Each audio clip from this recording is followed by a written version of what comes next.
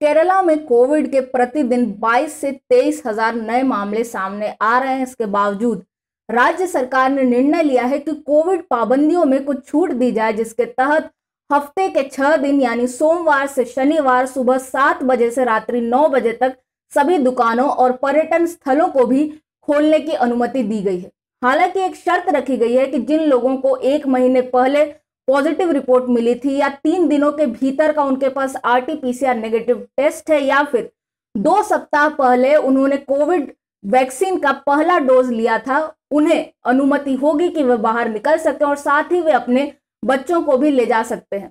वहीं दूसरी ओर राज्य सरकार का प्रबंधन देखने के लिए केंद्र की ओर से जो टीम भेजी गई थी, उसने 3 प्रमुख कारण पाए हैं कि केरला में कोविड के मामले क्यों बढ़ रहे हैं, जिसमें सबसे पहला कारण तो है कॉन्टैक्ट ट्रेसिंग, दूसरा कारण है कंटेनमेंट के पर्याप्त उपाय न करना और तीसरा कारण है होम आइसोलेशन में रह रहे मरीजों की सही से निगरानी और देखभाल न करना।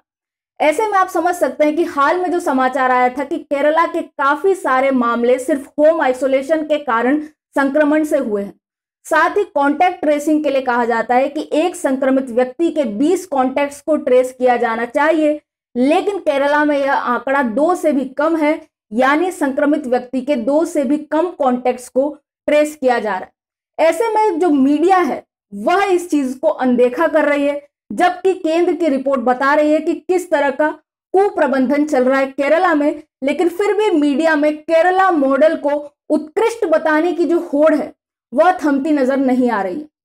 BBC ने कहा है कि केरला ने कोविड को नियंत्रित करने में काफी अच्छा काम किया और यह कोई पुराना समाचार नहीं है। सिर्फ 2 दिन पहले ही BBC ने यह कहा है। हम देख रहे हैं कि जैसे जैसे केरला में कोविड के मामले बढ़ते जा रहे हैं, वैसे वैसे मीडिया संस्थान कुछ महामारी विशेषज्ञ, चिकित्सकों या फिर डाटा विश्लेषकों को लेकर आ रहे हैं कि वे ऐसा कुछ खोज निकाले जिसकी सहायता से कहा जा सकता है कि केरला मॉडल अभी भी अच्छा है। ये क्या तर्क हैं और ये तर्क कैसे गलत हैं, इस पर बात करेंगे हम आज के वीडियो में। मेरे साथ बने रहिए।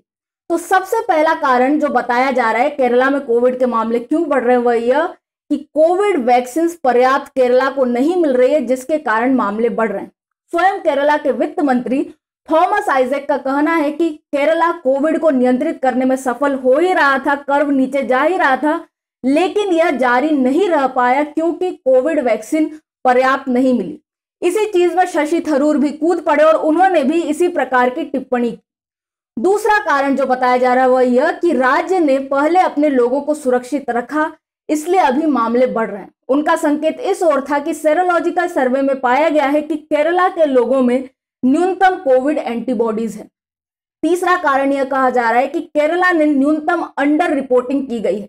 यह भी सिर्फ इस आधार पर कहा जा रहा है कि सेरोलॉजिकल सर्वे का जो डाटा है उसे एक्सट्रापोलेट करके यह देखा जा रहा है कि कितने लोग संक्रमित होंगे, और क्योंकि केरला में कम लोगों में एंटीबॉडी है तो यह एक्सट्रापोलेशन एक कम आंकड़े तक पहुंचता है, जिसके आधार पर यह कहा जा रहा है कि अंडर रिपोर्टिंग नहीं की जा रही है, केरला में टेस्ट पर्याप्त किए जा रहे हैं, जिसके कारण इतने सारे दैनिक मामले देखने को मिल रहे हैं।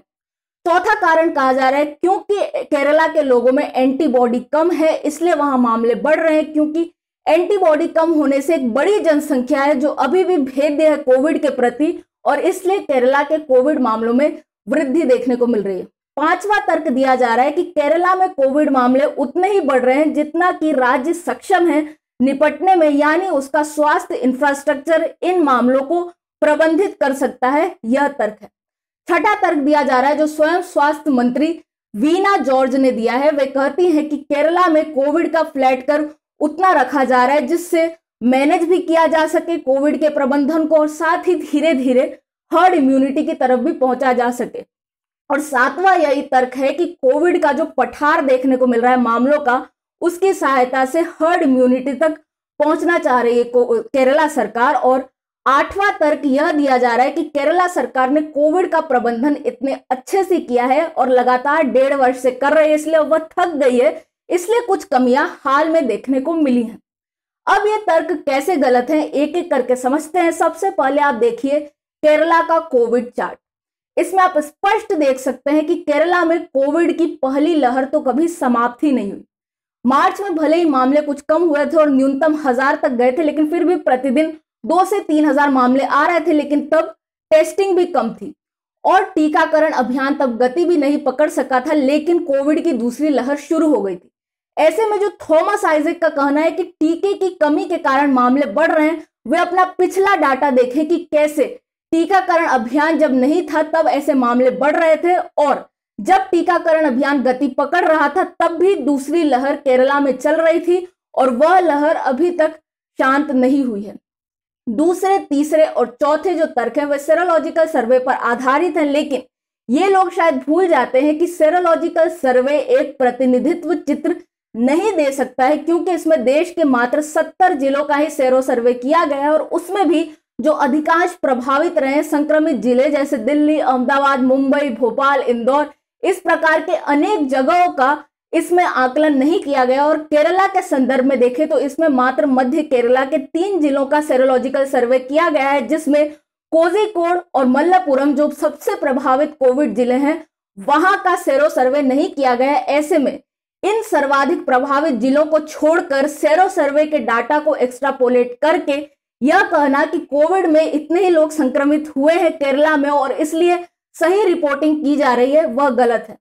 दूसरी बात आप देखिए कि कैसा विरोधाभास है। एक तरफ यह कहा जा रहा है कि केरला में लोग इसलिए केस से प्रभावित हो रहे हैं क्योंकि उनकी एंटीबॉडीज कम है और दूसरी तरफ यह कहा जा रहा है कि सरकार ने लोगों की सुरक्षा की इसलिए उसमें एंटीबॉडीज कम है। यह कितना विरोधाभासी है, क्योंकि या तो आप यह कहें कि सरकार ने लोगों की सुरक्षा की या यह कहें कि सरकार ने मामलों को बढ़ने दिया, लेकिन आप दोनों बातें कैसे कह सकते हैं। अब हम आ जाते हैं दूसरे बिंदुओं पर, जिसमें आप सबसे पहले देखिए कि टेस्टिंग पर दावा किया जा रहा है कि केरला ने सबसे ज्यादा टेस्ट किए जिसके कारण इस तरह के मामले देखने को मिल रहे हैं और प्रति 10 लाख टेस्ट को देखें तो केरला बहुत आगे है।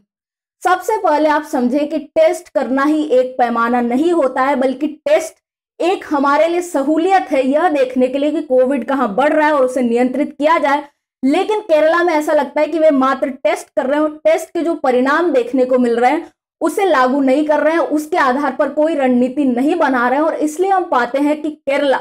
जो काफी टेस्ट कर रहा है, लेकिन आप यदि दूसरे राज्यों से तुलना करेंगे तो देखेंगे कि गुजरात, बिहार और उत्तर प्रदेश ने उससे काफी पहले कोविड को नियंत्रित कर लिया है, जबकि केरला में लगातार टेस्ट होने के बावजूद क्यूमुलेटिव पॉजिटिविटी रेट और टेस्ट पॉजिटिविटी रेट कम नहीं हो रही है। WHO का कहना है कि क्यूमुलेटिव पॉजिटिविटी रेट जब 5% से कम हो जाती है 1/4 लोगों के संक्रमित होने से पहले,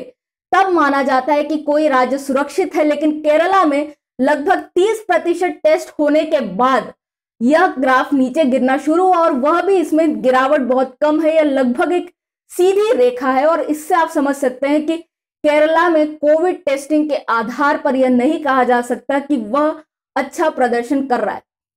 अब सबसे जो चिंताजनक विषय है वह यह कि जो तर्क दिया जा रहा है कि हर्ड इम्यूनिटी पहुंचने तक हम इस तरह के संक्रमण को एक सीधी रेखा में रखना चाहते हैं, वह सबसे चिंता का विषय है। क्योंकि यदि सच में केरल सरकार की यही रणनीति है कि वे इस तरह मामलों के पठार के माध्यम से हर्ड इम्यूनिटी तक पहुंचना चाहते हैं तो केंद्र सरकार को हस्तक्षेप करना चाहिए, क्योंकि भारत इस रणनीति पर नहीं चल रहा है कि संक्रमण फैलाकर वह हर्ड इम्यूनिटी को प्राप्त करे। और 8वां जो तर्क है कि केरल सरकार ने अच्छा प्रदर्शन किया है और उसके बावजूद वह थक गई है लगातार नियंत्रण करते करते, तो सबसे पहली बात तो कोई अच्छा प्रदर्शन नहीं किया है। केरला में कभी पहली लहर समाप्त ही नहीं हुई, फिर दूसरी लहर आ गई और अब जो तीसरी लहर का अंदेशा जताया जा रहा है कि केरला से ही आएगा, उससे स्पष्ट है कि सरकार ने अच्छा प्रदर्शन नहीं किया है। और यदि फिर भी सरकार थक गई है तो वह सत्ता में क्यों है? क्यों नहीं वह किसी दूसरे को कार्यभार सौंप देती है यदि वह अक्षम है? ऐसे में हम पाते हैं कि डाटा को गलत तरह से प्रस्तुत करके सिर्फ केरला मॉडल को उत्कृष्ट दिखाने का प्रयास हो रहा है। और इस बीच हम यह न भूलें कि ओणम के लिए पाबंदियां लगाई गई थी, लेकिन बकरीद के लिए पाबंदियों में छूट दी गई थी, जो कि तुष्टीकरण की राजनीति का एक उदाहरण है। और केरल के मामले वहां से बढ़ने शुरू हुए, इसमें कोई दो राय नहीं होगी। लेकिन अब यह करने की आवश्यकता है कि इस प्रकार की भ्रांतिकारी मॉडल में न फंसे, बल्कि यह समझे कि वास्तविक डाटा क्या कहता है और केरला की स्थिति कितनी खराब है, और फिर कोविड को नियंत्रित करने का प्रयास किया जाए। मैं हूं निष्ठा अनुश्री, स्वराज्य को सब्सक्राइब अवश्य करें।